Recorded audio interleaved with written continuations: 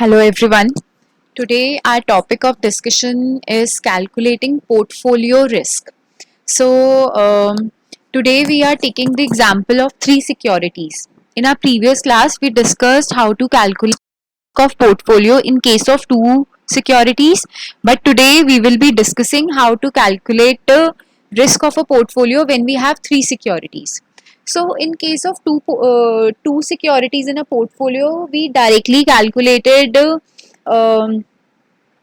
covariance, then we calculated correlation. So it was easier in case of two securities.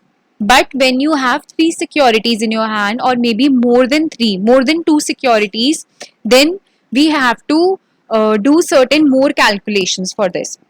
So let's discuss how to do that, how to calculate the risk of a portfolio having more than two securities. So in today's example, we will be taking three securities. So as you can see in the question that we have three securities A, B and C. So we have these three securities in hand, and what is given to us? See, this is a variance covariance table. So what is the difference between variance and covariance? First of all, let us try to understand what is variance and what is covariance. So there is a difference between variance and covariance. So variance, as we know that variance we derive from standard deviation, right? So variance basically tells you the deviation from mean value in absolute terms. But what is covariance? Covariance does the job of correlation somehow, very close to covariance. So covariance tells you the directional relationship between two securities return. So I'll just write it down here. So what does covariance tells you? Covariance tells you the directional relationship between two securities return. So this is covariance. So basically now this table is variance covariance. Why we are calling it variance covariance? Because if A and A, if I want to see the relationship between this A security and A security, so this is variance. This is not covariance. So this is variance. But similarly, if I want to see the relationship between A and B, I do not call it variance. I call it covariance. So this is why we call this table variance covariance table. So when you try to find out the directional relationship, basically the positive relation, direct relationship or inverse relationship, we call it covariance. So similarly for each security, A and C's covariance is 120, then A and B's covariance is 190, and it is same. See here 19 minus 190 and here also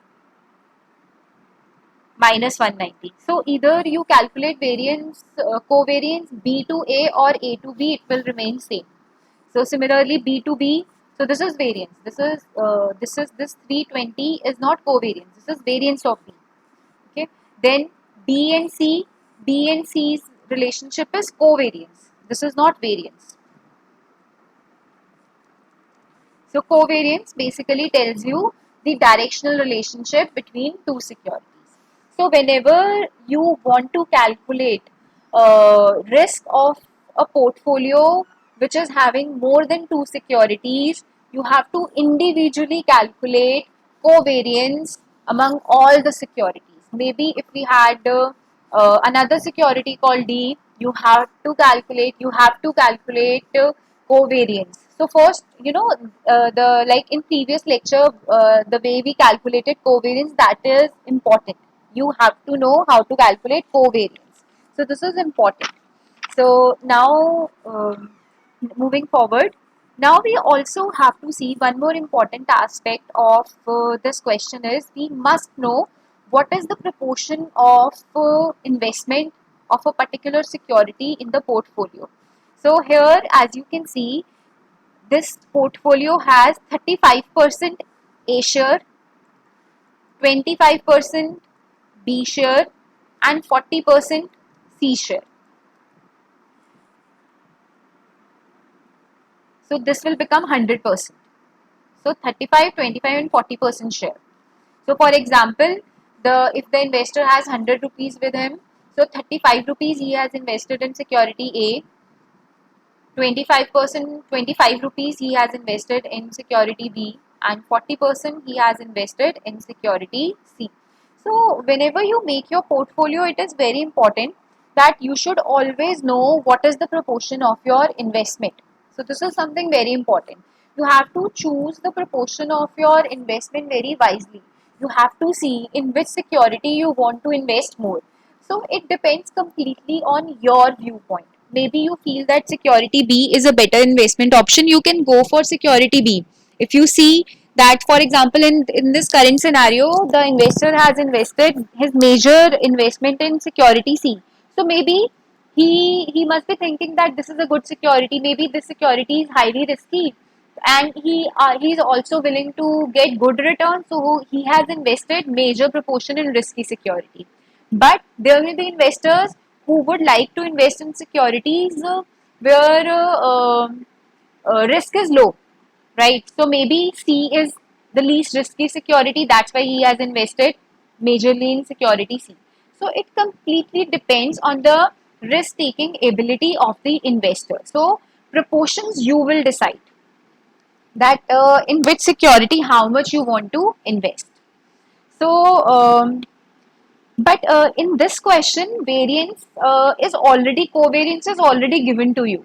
But when you actually calculate portfolio's risk, this covariance you have to calculate. So it will become quite a lengthy process when you calculate a portfolio's return in case of more than two securities.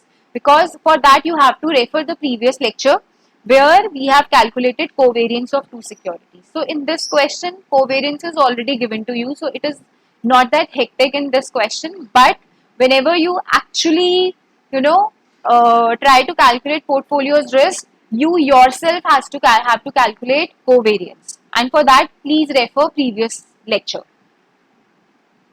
So now moving forward, we will calculate standard deviation of the portfolio. So this formula is of variance of the portfolio sigma square p. So this is the variance of the portfolio. P stands for portfolio. So how do we calculate it? So summation of n is the number of securities we have, and then we have xi, xj, return of security x, return of security b, and security j basically, and this sigma ij is basically the variance covariance of two securities I and j.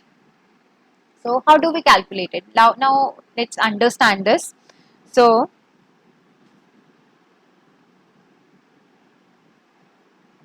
this just a little correction. This x I and xj is basically the proportion, not the returns here. So this xi and xj is the proportion in the total portfolio. So let's start with the question now.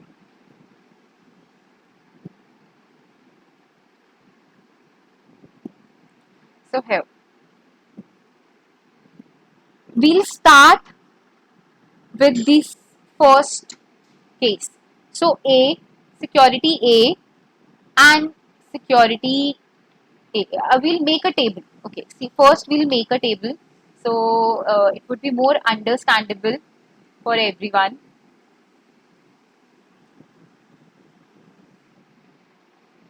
So the same table I am going to copy paste.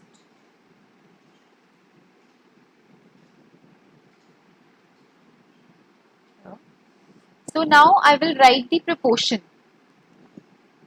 0.35 of security A, 0.25 security B, and 0.40 of security C. Similarly, security A again we'll write same values here, 0.35. This is 0.25 and this is 0.45.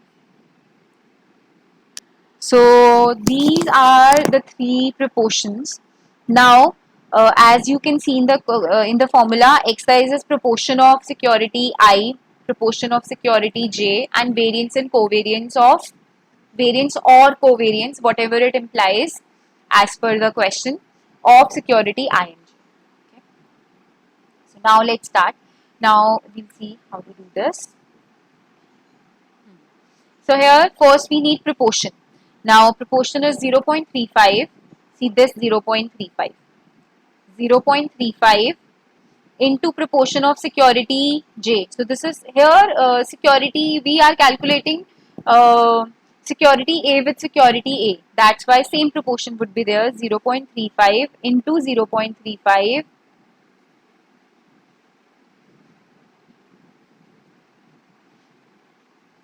0.35 into 425.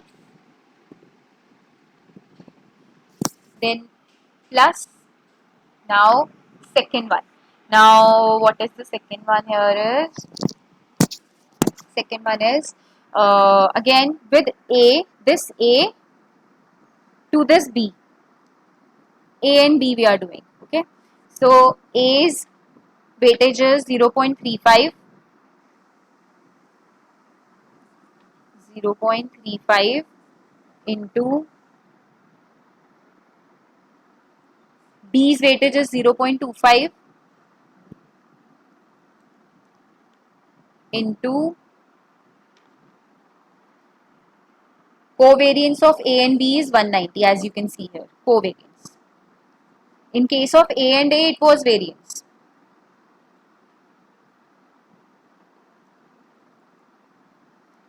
Minus 190. Plus now A to C. For A to C, again, weightage of security A is 0.35, weightage of security C is 0.45, and covariance of security A and B is 120. Plus now B to A, second row. We have reached to second row. So this B, so this is 0.25. Security B's weightage is 0.25 into A's weightage is 0.35 into minus 190. Then B to B plus B to B. B to B is B's 2.5.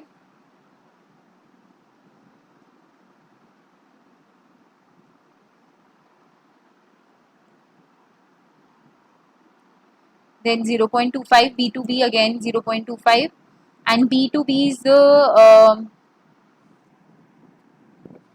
variance is 320, as you can see here. This is 320. B to B is variance. Then plus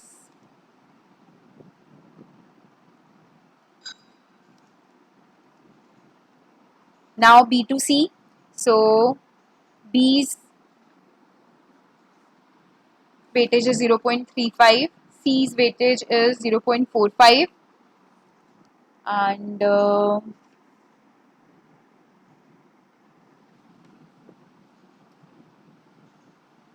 I'm so sorry, I have written here 0.45, but this is 0.40.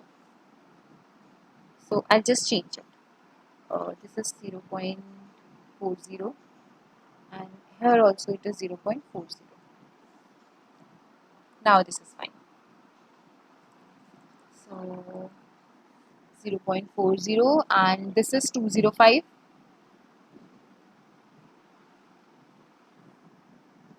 Then now C to A. For C to A, C's weightage is 0.40, A's weightage is 0.35, and then their covariance is 120. Here I have to remove minus signs. Have. Only 190 is negative, rest all are positives. Yeah, now it is fine. So then plus now C2B, for C2B 0.40 into 0.25, B's weightage, and the covariance is 205 plus now C2C. For C2C it is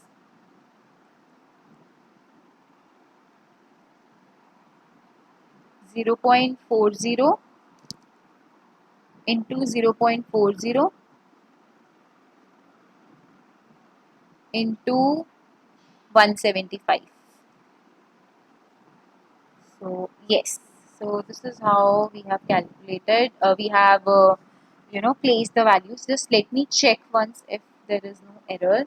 Yes, 0.35 into 0.35, 425 plus 0.35 into 0.25 into minus 190, 0.35, 0.04 into 120, then 0.25, 0.35, minus 190, 0.25 into 0.25 into 320, 0.25 into 0.4 into 205, right?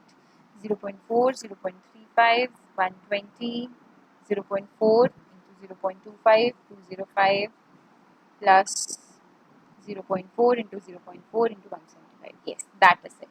Now we will just solve it. So here we are. So the answers are 52.06. When we'll solve this one, when we'll multiply these three values, we will get 52.06. Then minus 16.63 plus 16.8, then minus 16.63 plus 20 plus 20.5 plus 16.8 plus 20.5 plus 20. So here we are, and the final answer is 141.40. So this is the variance and variance of this portfolio, and in question we were asked to calculate standard deviation of the portfolio. So risk of the portfolio, how do we calculate? We calculate its under root.